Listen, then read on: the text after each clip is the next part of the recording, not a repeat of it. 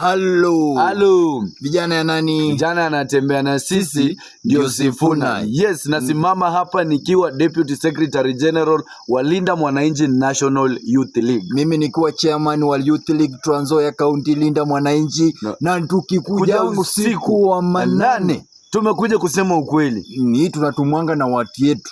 Kutoka unajua sisi tunasikizanga maoni.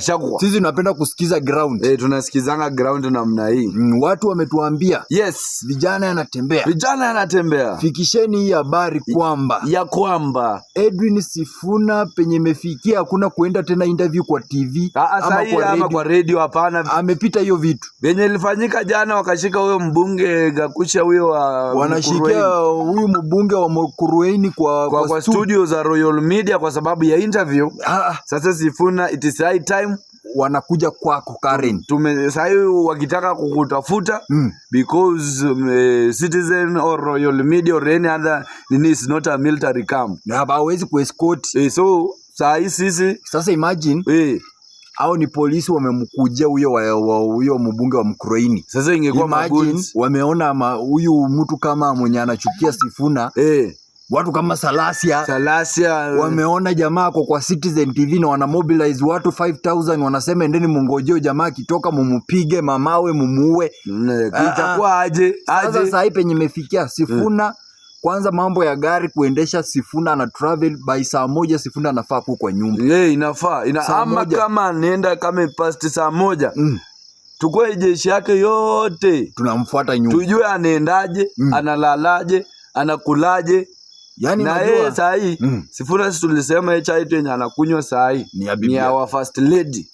Ama akimbia sasa nini kidogo Bungoma akunywa mama yetu. Lakini chai ingine hiyo nini hata hiyo siku sijui ilikuwa amebeba. Alikuwa ambeba. Hiyo alikuwa ambeba. Na alafu hiyo mambo ya upuzi Osiru ati mnamuita viradio ndogo sijui mapodcast sijui nini imepita. Sasa hii unaanza kuita wafuasi wake sasa. Juu nyinyi ndio mnamuhitaji sana. Mnapanga siku mnasema media zote msanye maswali tunaenda leo kwa Sifuna.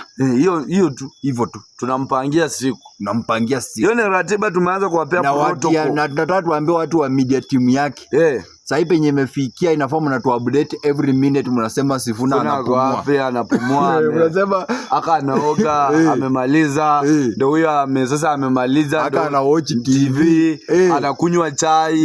Ndio huyo anetoka. Yaani sasa watu ya media ya Sifuna mko na kazi. Inafanya sasa kila kitu. Stima vile ripoti yako hiyo siku mnatuambia Sifuna is safe. Yaani in every kwa hiyo siku tu in every 5 minutes Sifuna ako safe. Sifuna ako safe. Yaani mungekuwa mna update kama vile Radio Maisha ilikuwa inafanya. Akikohoa tu kidogo mnasema unaita naambia tu press Sifuna amekohoa. Hata kama ana homa akifanya nasema mkubwa amekohoa. Sasa sisi ni yeye tu. Mmesikia? Kubavu nyinyi.